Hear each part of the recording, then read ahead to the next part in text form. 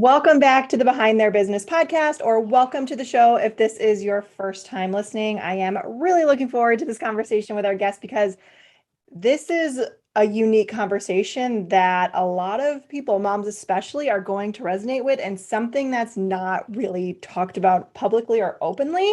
And we are talking about being an unconventional mom today. So our guest is going to talk about how after her divorce, she and her partner decided that it was best for their little one to live with her dad because it just worked better for the family. And there's a lot of stigma around this. So we are here to de-shame the feeling of being a natural fit for motherhood, which I am so excited to talk about today. But in her business, she is a business coach and consultant who helps online entrepreneurs embrace their inner lazy and profit like a pro without undercharging or feeling like they have to be anybody but themselves, which is so beautiful and I love. So please welcome to the Behind Their Business podcast, Christine Hansen. Christine, welcome. Hey, I'm so happy to be here and to be talking about this very uncomfortable topic. Right. I know we are getting very uncomfortable today, and I hope that this helps people, but I'm not sure how many people are actually going to be comfortable listening to this because it's not something that people talk about. I But agree. I'm just going to put the ball in your court right now. So tell us about your story. Tell us about why you decided to make this decision. And then I'd also love for you to talk about, we can get to this in a second, but how you operate your business with your partner, with your child, and how all of it kind of works together. Yeah. So it's a fun story in a way that it has come full circle in a way, interestingly. So I've never been a baby person. Let's just start with that. Doesn't mean that I hate children. I worked, as junior counselors during summer camp and stuff like that. Like, it's not like I hate them, but it's not interesting to me. So for the longest time, I was like, I don't want children. And I remember when I had my first date, or maybe the second date, but I'm pretty sure it was the first date with my ex-husband at the time. So literally getting to know each other. I remember saying, I don't want to get children. I don't want to have children. Are you okay with that? And he was like, well, we'll see, but it's not a deal breaker, but we'll see. And then as I got to know him better, I really quickly saw that he was and he still is, of course, a very caring, nurturing person, a beautiful man who has this huge heart and who loves children, and everything changed in a way. I think it's also hormones. Let's be very honest about that. I honestly think at some point our hormones go nesting and it's like you need to pop out babies. So that, together with me knowing that he would be an awesome father, taking over his share, actually made me change my mind. And I was like, okay, I really want a family now. So we were married, and then all the typical things, we got married, and, we had our daughter. And she was actually the reason why I became an entrepreneur, because as I said before, I wasn't the one babysitting or doing stuff like that. I had no clue about these things. But I did know that I really wanted to sleep. And I was like, me first, because I want to go back to work. I knew that from the bat, we knew that he was going to take parental leave, because I knew I want to get back out there. I want to go back into my job. And so I looked up baby sleeping, and long story short, but they had an awesome sales page to become a baby sleep consultant. And when I read that sales page, they paint the picture of entrepreneurial life. And I had no clue that that was actually what I wanted to do. So that is how I got into business as well. What happened then was, as you become an entrepreneur, you obviously change a lot. Yes. And that's an understatement. Yes. And we didn't change together, So at some point it was a mismatch. It just didn't work anymore. And even though, I still loved him a lot and he didn't do anything wrong and we still have a wonderful relationship, I really knew that I have to prioritize myself here, because I'm going to be resentful afterwards. It's not going to work. And I also knew, when I told him I don't want to be married anymore, he was like, what about Millie, our daughter? And I knew immediately, I want her to be mostly with you, not just, first of all, because I was stressing out. I was like, for me, spending time with a toddler at that time, well, she was 4 or 5, is exhausting, still is. I can do it. Funnily enough, kids like me, but it's exhausting to me. Like, I'm not interested in playing. I'm not interested in arts and crafts. I'm not interested in Peppa Pig. It's just can't change that about me. So whereas he has this talent, this joy, let's go outside and do stick figures with like sticks and flowers, and let's do this and let's do that. And he just does it naturally a lot better. And I also knew that he would miss her a lot more. Whereas me, I obviously love her to bits. Don't get me wrong. Like, I'm Mama Lion when it comes to her, like lifting of the car and all these things.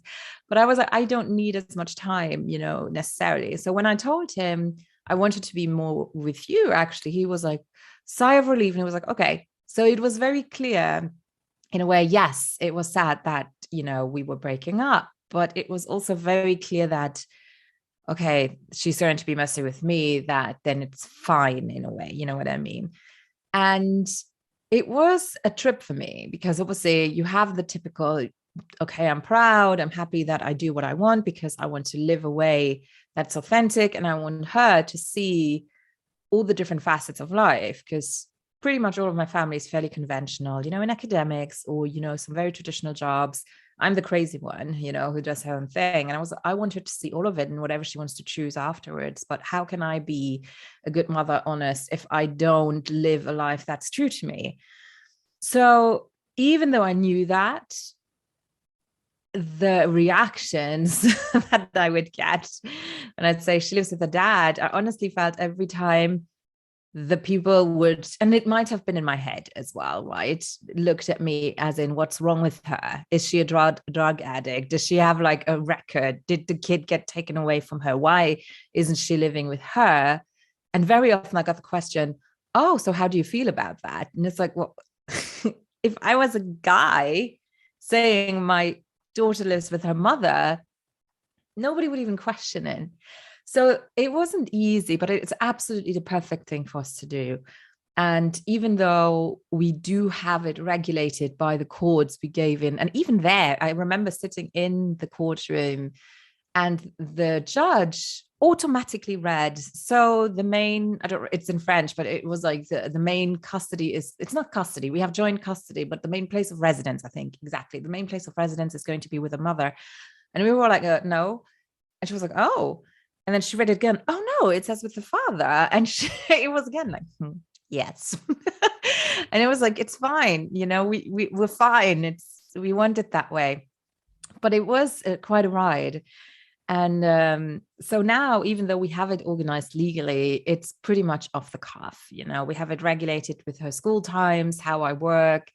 The weekend is pretty much whatever we have planned. Like, we try really to be fair, so that everyone has the same amount of, if I have her on Friday, have her on Saturday, or if we have a weekend where we'll travel, then he'll take her.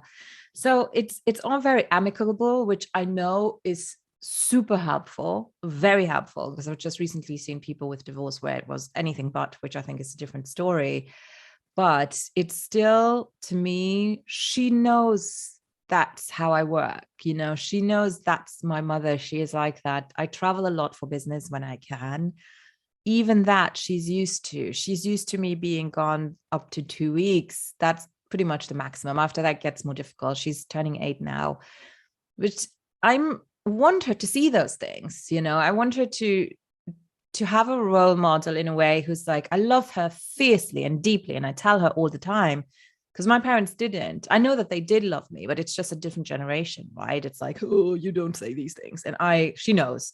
I mean, she's like, I know you love me. It's like, but it's really important to me that she does. So, and I think I'm a much better parent for it as well, because when she's here, we do enjoy our time together. And she knows that she is not coming up to me asking me, can we do this and this? She plays by herself very well with the toys that she has, listening to stories and painting by herself. So she's one of the children who can actually play by themselves quietly, which I love. Not, the longest time. I do have to entertain her as well a little bit. But I honestly think it's not a bad thing, So saying, though, that I'm not, maman poule is in French, like a hen mother. I don't think it translates into the English language. It's basically like a helicopter mom. It's just not me at all. It's not an easy thing to admit, and it's very uncomfortable for a lot of people. But I think a lot of women are actually like that. And I think I was, funnily enough, one of the first ones of my friends to have children. And the thing I told them was like, on TV, when you give birth and then it's like fireworks, I was like, hell no. We did skin to skin for an hour and I was bored out of my mind. And I felt horrible because I was like, why am I bored? I should be overjoyed.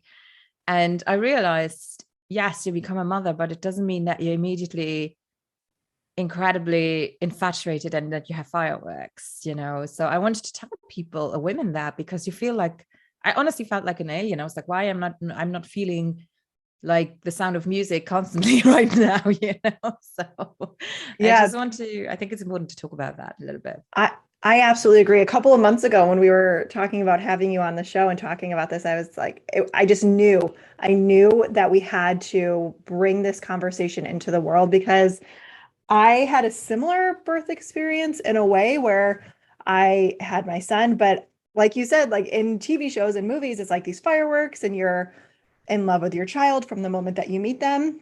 For me, it was a lot of confusion more than anything. It was just this feeling of complete overwhelm, confusion, because there were like 10, 15 people in the room. Our son was born with a cleft lip. So then we had more people coming in and examining my child. And I'm like, I didn't even have a second to feel any kind of emotions, So, and I've told that story before, and people are kind of shocked when they hear it as well. But I'm like, that's it's just my experience. Like, exactly. I mean, birthing, is it absolutely amazing? Yes. Does it turn you into a mother? Well, biologically, yes, but psychologically, there's much more to it than popping out a baby, So, and I think one thing is as well, and I thought about it recently, you don't know who your baby is until it's out there. Like, it's literally, you have an egg with an eggshell around it. And I remember thinking, oh, it was you in there. Had I known, I would actually have appreciated more. But it's the truth. You don't see anything. Like, you can feel them, but you don't see them until you see them. And then it's actually getting to know each other process. But for me personally, it wasn't this fierce feeling at all. Like, I needed to get to know my little one for a few days. And then, of course, I was emotional. Like, every ad like, it could have been Viagra, it could have been probiotics. I was just crying all the time. But I just needed my glass of wine and, being emotional about it. And then having it slowly sink in, you actually have a human being. Because before, it's a huge belly that moves in a way, it's weird. Yeah, I felt the exact same way. It's like, that they're in there because you can feel them moving. You can see your stomach moving around and you can't like even walk because you're so big. So that they're in there. But like you said, yeah, once they come out, it took me a while, to be honest. I don't even remember. My son's almost 3 at this point, and I don't even remember how long, because like I said, as soon as he was born, it was just so overwhelming. My husband was also overwhelmed. We thought that he was going to have to be rushed to surgery because of his lip. He didn't have to. That's another story. But then we were in the hospital and I was trying to breastfeed and I wasn't able to breastfeed. So then people were talking negatively about that. And I was like, I literally can't produce anything right now. There's nothing coming out of me. And I don't know if it was because I was anxious and I was stressed about the whole situation. But yeah, I didn't even want to, like, always from the beginning, like even as a child, when you're a kid and you take your doll and you pretend to breastfeed, I was always like, nah. And that didn't I never change. did that either. Now that I think about I was like, my boobs are my own. I don't want anyone sucking on those. I'm like, no. It was just like, we did cloth nappies and all organic, like the whole thing, the most expensive, eco-friendly toys you can imagine, everything washed 3 times in hypoallergenic, all kinds of things. But I was like, breastfeeding, there's no way. I knew also that I wasn't breastfed, and maybe that's also where I was like, okay, I turned out all right. But it was also something like, oh, you give the bottle from the beginning. I was like, it's great because we have 2 shifts. I took the first one, my husband took the second one. It works out well. But all of these things were yes, self-centered, putting myself first in a way, which even though she isn't lacking anything at all, she's a wonderful child, totally balanced and cool, and it's all good. But it is a tough, tough world to be in, for sure. Yeah, I absolutely agree. I was laughing when you were saying we had the cloth diapers and the hypoallergenic because we were the exact same way. Like he has had nothing but organic food since the day he was born. We did all well, he was allergic to the cloth diapers, so then we got like the highest quality bamboo diapers, which were insanely expensive. But yeah, we were the exact same way. And I don't know if maybe it was because I felt bad because I couldn't breastfeed. So I was like, we have to make sure that everything is the highest quality. But again, I feel like that's a stigma. That's It is. society makes us feel like as women, if we don't breastfeed, we are failures. I felt like a Yes. failure. Every time I would Just go like, to his checkups, the pediatrician would say, "Are you sure you don't want to breastfeed?" And I would come out crying, feeling like yes, the worst possible person. I said, I would love to. There's nothing coming. And I went to no, a lactation consultant. I did everything, but I was still made to feel like the worst possible human on this planet. I So, agree. I just recently, like 2 days ago, saw an article on Motherly. Motherly is an awesome blog. Awesome. I love them to bits. They have really nice, nuanced articles on how just a slogan like breast is best. Do you have any idea how much pressure that is putting on women and how horrible, because it implies that anything else is not best, hence yes. it's worst, kind of. So, I mean, being a woman and, having I think it's important to understand that you can be a great mother without necessarily having all the motherly hormonal kind of loving nesting feelings that you think you should have, and owning that. And also, this is something quite controversial, I feel, but choice of partner people. I have so many people that I see who are doing it all on their own, complaining nonstop about their partner, where I'm just like, you kind of knew that though. Like what did Yes. you expect? You have a go-getter, alpha male partner. Did you really expect that they would now change everything because you have a child? So I think that also has something to do with it. And if you are in a situation, okay, you can't change them necessarily, but then it's really up to you as well to step up and to communicate, like, no, here are boundaries. It's a Mhm. difficult topic, I find. I mean, we are lucky in terms of entrepreneurs that we can shape our day, but it's sometimes even more difficult when you say, if I was at an office, you wouldn't even be asking me this. Like, you can take that afternoon. I saw that you don't have anything in your schedule. It's like, well, I might not have Carlsberg, but I actually have this afternoon to film a course, to, I don't know, to take notes, to schedule my posts, to batch my blog posts. I don't know. So yes, you are flexible, but it's also very much about boundaries. And I saw that a lot happening in the beginning where it was, but you're not working. It's like, that's not true. Or even when I'm literally not working because I need to recharge my battery and my creativity, that's my boundary. So it is always difficult. Like, granted, it's much easier with one child than if you have many, of course. But I think sometimes really admitting I don't like this is fine. Literally give yourself permission to not liking this all the time. It's totally okay. Yeah, I don't like it all the time. I'll be the first person to admit that. I love my son more than anything in this entire world, Exactly. but it is incredibly exhausting. And plus, like you said, when you're an entrepreneur, you're running a business on top of that. I can't tell you how many people have either said to me or my husband, "Oh, Stephanie's got it so easy. She works from home so she can take care of the kid at home. You don't have to spend any money on daycare. You don't have to worry about anybody else." I'm like, "Are you out of your freaking mind? You have no idea what happens in my household during the day. You have less than zero idea. It is mostly chaos." Yes. And I feel the pandemic kind of helped us a little bit there, because with homeschooling, it's like, well, how did that go? Working full time with your kids at home, and you suddenly have people are out of their mind when they're thinking I can do my job at home with kids. It's like, well, hello in the day That's off, right? So it's like, I'm so glad you mentioned that. Yeah, welcome to my world. I've been doing this for yes, 4 or 5 years prior to this. It's not exactly. easy, right? Oh yeah, I'm so glad that we're talking about this. Oh, the other thing that I wanted to mention was choosing a partner too. So we have multiple friends who, like you have said, Yeah. their husbands have never changed a diaper. I'm like, I'm sorry, what? Mhm. What? It's That it truly blows my mind. And again, like you said, they are constantly complaining about it. You made the decision to be with this person. You should have had this conversation prior to having children that this is what it was going to be like. yeah. And even having children, I mean, we're really going for it here, but We are. we We're not had holding anything back. exactly. So I'm 38 now. So a lot of my friends are in that age group, a little bit older sometimes. And it's the question, should I have children now or shouldn't I?